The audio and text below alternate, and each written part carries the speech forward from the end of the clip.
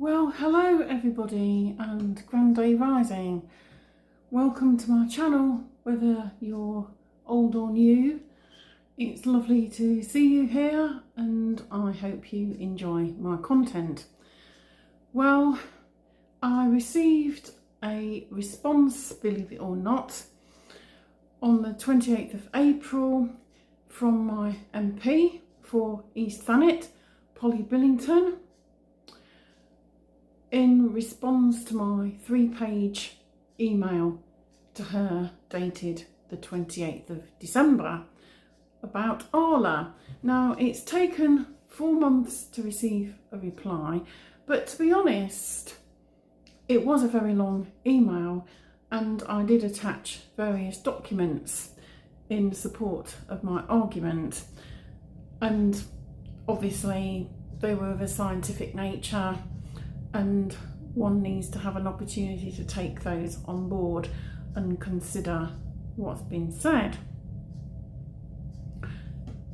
But she has replied. Now, when I went on social media, I suppose, and also YouTube, and mentioned in certain groups that I'd written a 3-page letter, I was regarded by some with ridicule. Oh, well, you're not going to get a reply. No one's going to read 3 pages. That's a waste of time, etc., etc. Well, I've had a reply and it might have taken a long time to get a reply, but a reply is a reply. And I prove the point when I have said that don't just dismiss something just because somebody else might dismiss it or think you're stupid or melodramatic, I think was one word somebody said to me. At the end of the day, if you feel strongly about something, then run with it, regardless of what other people might think. So I'll read out the response, and she's given it a case reference, PB, which means Polly Billington, 6598. Dear Catherine Evans, thank you for contacting me about your concerns about the Farm Ahead project, which is the name given to the ARLA project, as was reported in the media. I was unaware of this trial until you raised it with me. The Farm Ahead project or the Beauvais?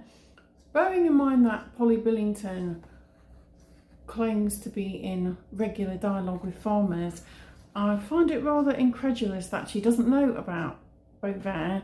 However, I will give her the benefit of the doubt and take her at face value, because let's face it, unless constituents go to an MP with their concerns, and bearing in mind that there is a huge plethora of casework that MPs need to address, there's a constant onslaught, it is possible that this one did slip through the net. I'm not sure how or why, but I'm sure we can read between many a line. She says, I have, however, forwarded your email to the Secretary of State for Environment, Food and Rural Affairs to get his response, which is actually what I asked her to do if it was more appropriate. And I will write back to you when I receive it. Thank you once again for your email. Please do not hesitate to contact me again if you have any questions. Well, as you know, I am always one for replying to an email whenever I get an opportunity to an MP, because it keeps the line of communication open, and also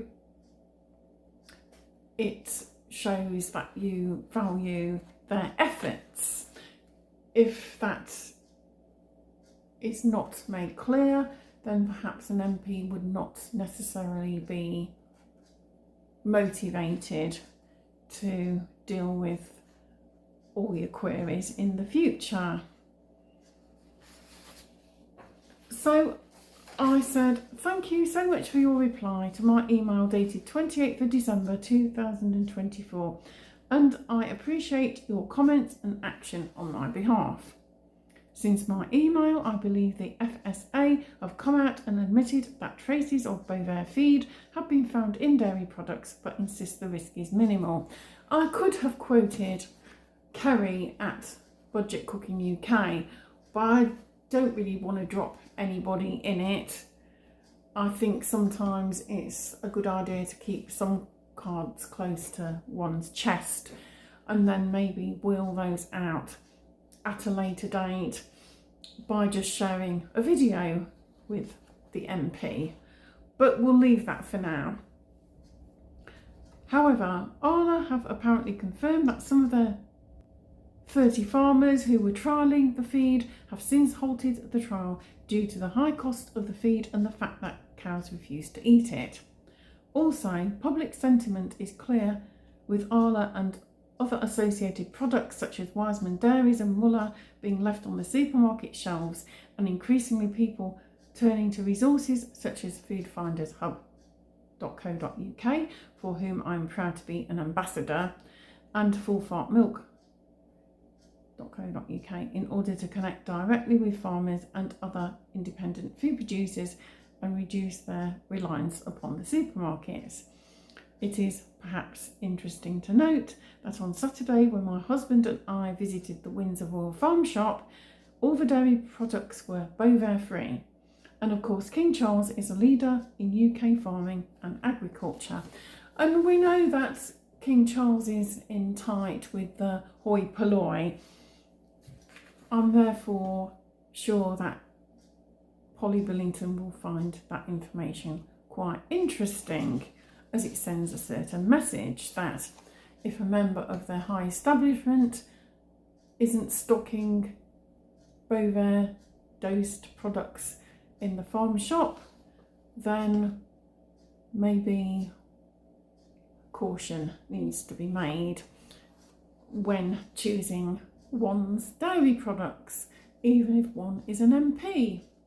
I ended it. Furthermore, Danish and other European farmers are now rallying against the use of bovine feed, among other issues. And I quoted articles from the Nordic Times and ukreloaded.com, which had an article about Danish farmers saying bovine is animal cruelty.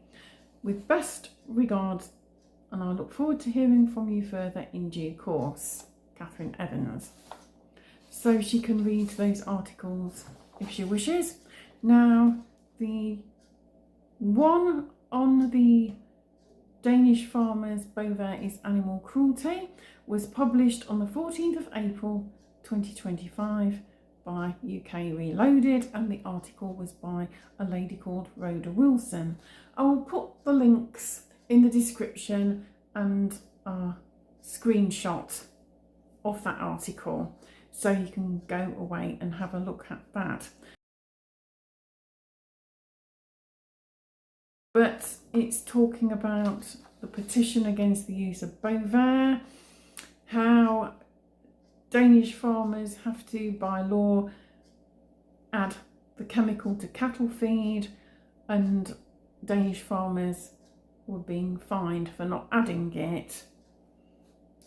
And there are other links in that article as well, which Ms Billington and yourselves can look at.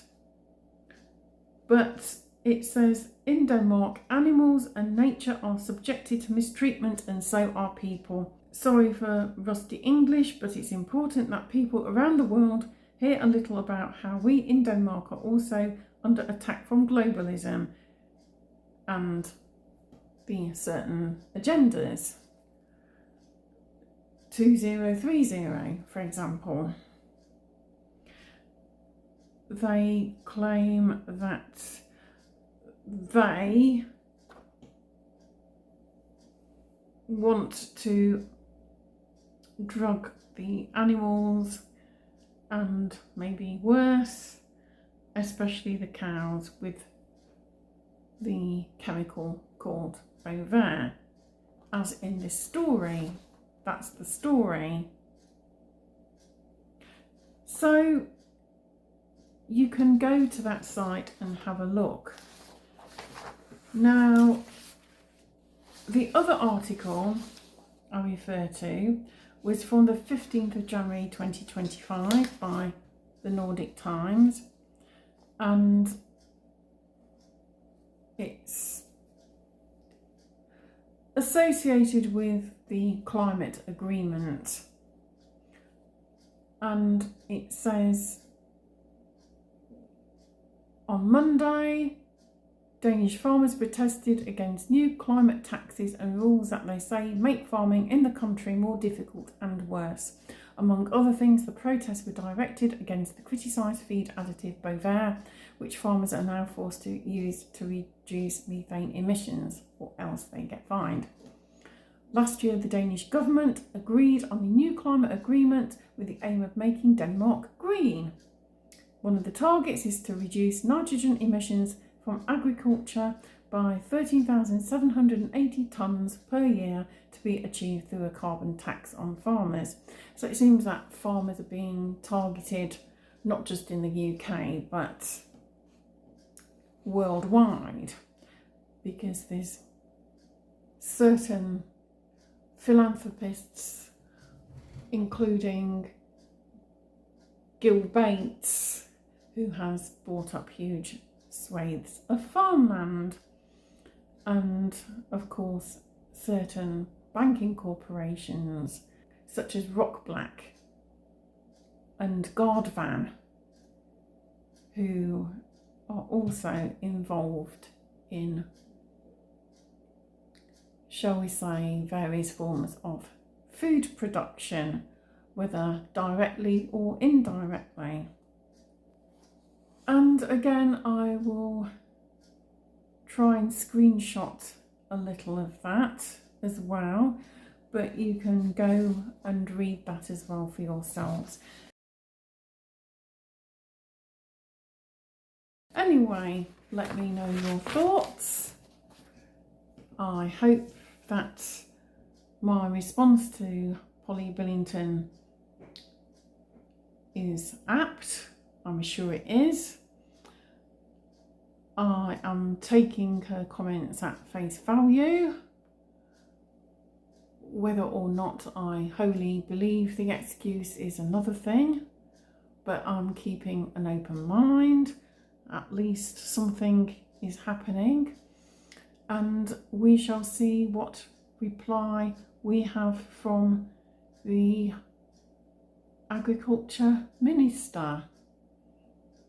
And no doubt, once I have a reply, I will let you know. Anyway, let me have your comments below. If you enjoyed this video, please like, share. Let's get the message out there. Subscribe if you haven't done so. Feel free to share on your social media. And thanks so much for your support and for watching.